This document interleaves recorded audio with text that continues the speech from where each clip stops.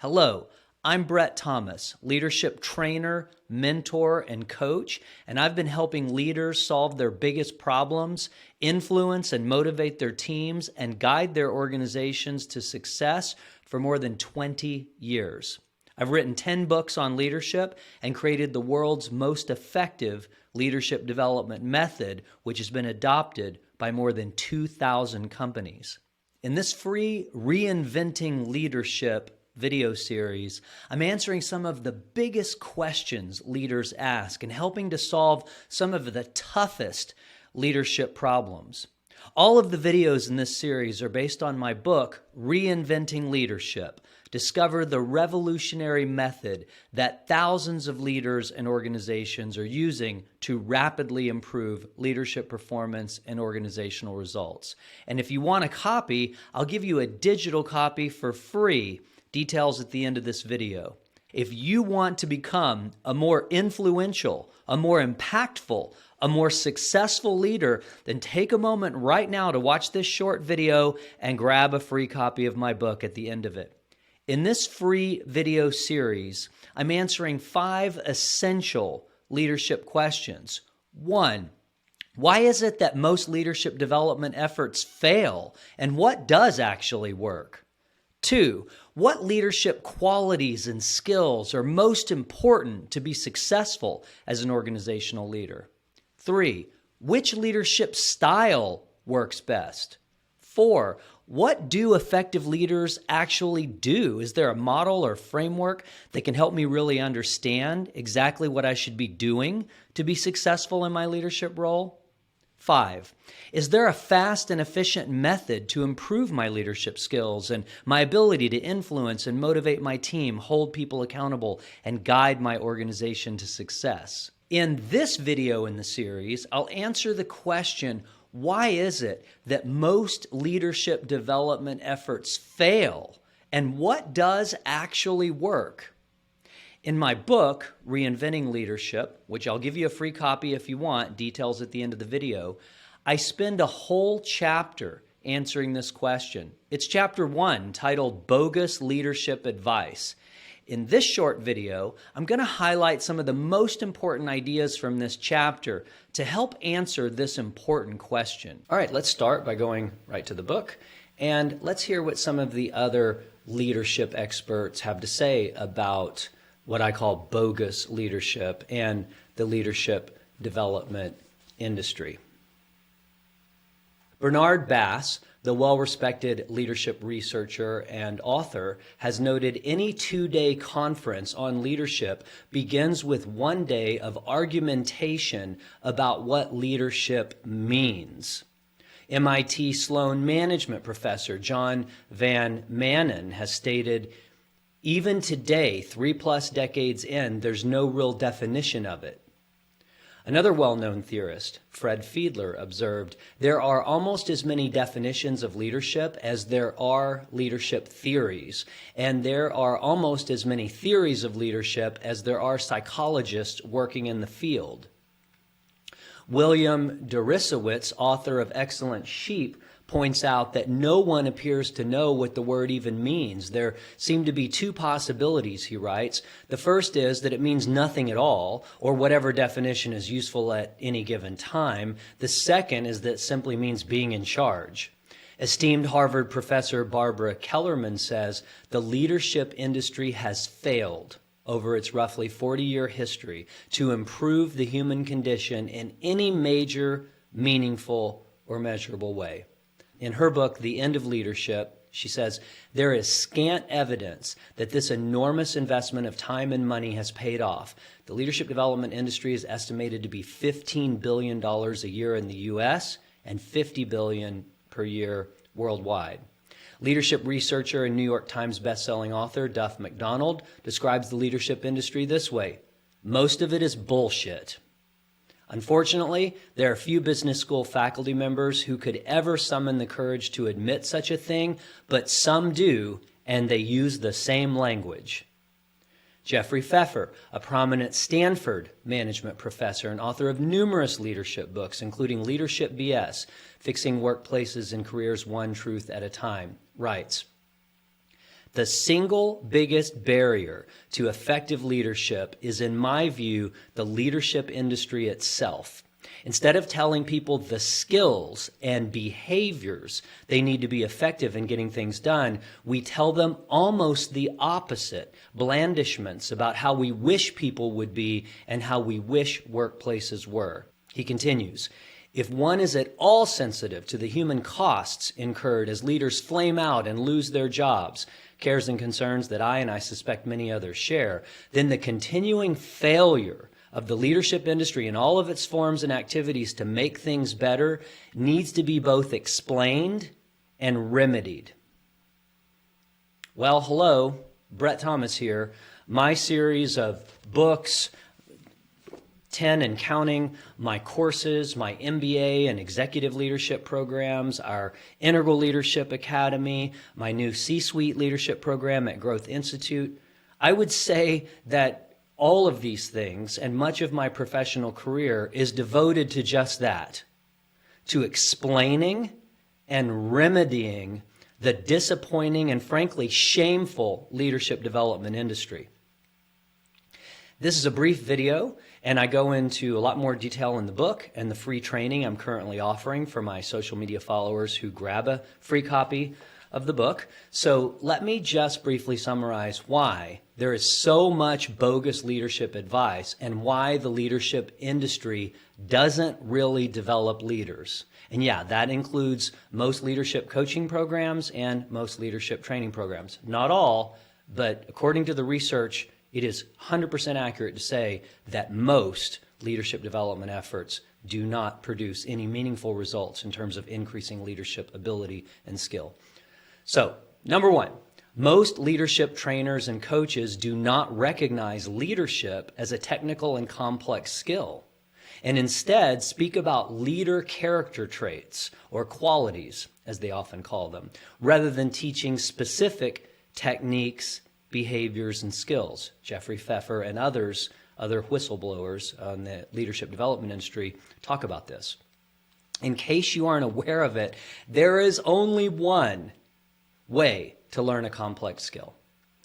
You must break it down into the sub-abilities or sub-skills, and then the techniques that make up those skills, and learn them and layer them on one at a time. And then when that becomes a habit, you layer on the next skill, and that creates the skill set, right? This is the only way to learn a complex skill, and that is the topic of part 5 in this series. Reason number 2, that there is so much bogus leadership advice out there and why the leadership development industry does not really develop leaders. Most leadership trainers and coaches focus primarily or even exclusively on the leader and underemphasize or completely ignore the leadership context. What is that? That's the specific circumstances that call for different leadership approaches. Number 3, most leadership trainers and coaches underemphasize or completely ignore the followers. Many of these authors speak about this. So they're ignoring the followers' worldviews, their values, beliefs, assumptions. They're ignoring the followers' specific needs and their preferences for certain types of leadership that they'll be resonant with and that they will voluntarily choose to follow and offer their discretionary effort. And the 4th reason that most leadership development efforts fail. Most leadership advice givers make one-size-fits-all pronouncements. That is the best way to lead, with all followers in all circumstances. Any leadership advice that fails to provide guidelines for which people and circumstances this method or approach will work is bad advice, because no leadership approach will work with all followers in all circumstances. And finally, reason number 5, most leadership advice is based on a very rudimentary and unsophisticated understanding of psychology. Very few advice givers have a working knowledge of positive psychology, interpersonal psychology, developmental psychology, or integral psychology, all of which are essential to make sense of such a complex field as organizational leadership. I can summarize all of this by saying that the vast majority of so-called leadership experts in today's leadership development industry do not know what leadership actually is, can't explain to customers how leadership actually works, and certainly do not understand how to develop this complex and technical skill that they don't even recognize as such. I realize that this first video in the series puts a lot of emphasis on what does not work and what's wrong, and why the vast majority of leadership training and coaching programs are so bogus. I've done this because at the start of this video, I promised to answer two questions. Why is it that most leadership development efforts fail, and what actually works? Of course, I invite you to read the book, where I go into more detail, but I've at least given you an overview of why most leadership development efforts don't work. Now let me tell you exactly, precisely what does work and what works really well. Even though only a very small percentage of leadership trainers and coaches use the method that works, we certainly do know definitively what works, and we've been doing it for more than 20 years with more than 10,000 leaders in more than 2,000 companies. In fact, in addition to the corporate world, this method has been used by my nonprofit around the world in war-torn countries, generals in the army of developing democracies, regions struggling with religious conflict, and even remote tribal villages in Africa. This method works everywhere it's been tested, and that's a lot of places.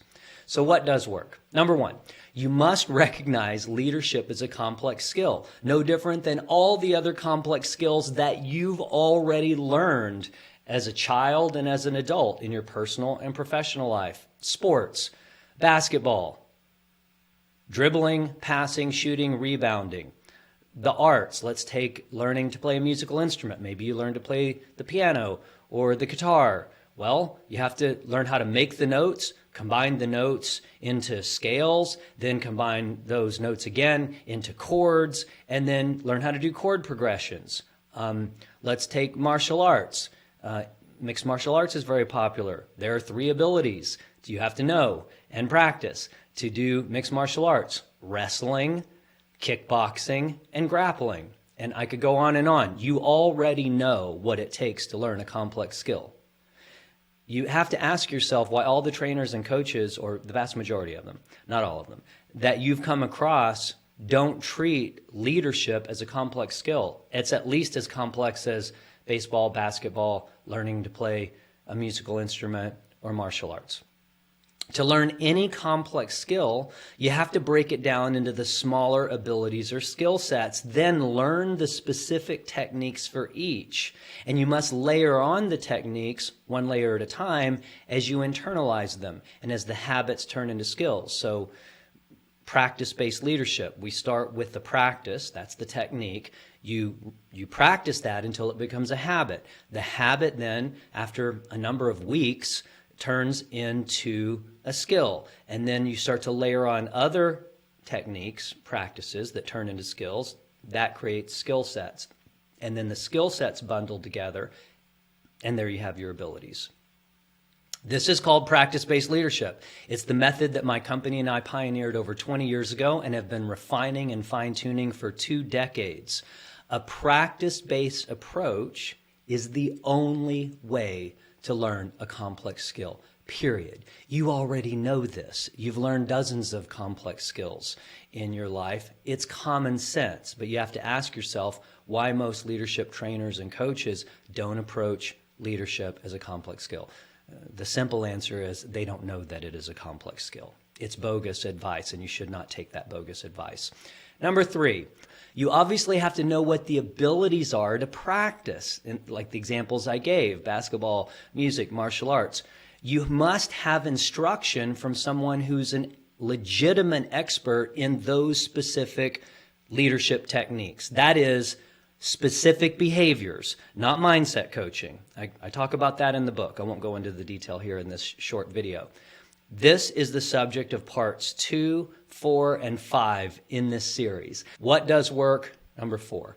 You also have to stop taking advice from bogus advice givers who are projecting their unconscious bias onto you and their organizations. I go into a lot of detail about this in the book, and we'll get into this in other parts of this series. There are 4 distinct leadership paradigms, and you can call them styles or universal styles, and they only work with certain people and cultures, and they're a disaster if you use them with the wrong people and circumstances. In fact, it can make you as a leader lose your leadership credibility if you use the wrong approach with the wrong people. It can make you look clueless, or in the worst case, foolish. There is no one-size-fits-all to leadership. This is the subject of part 3 in this series, so make sure to join me for that.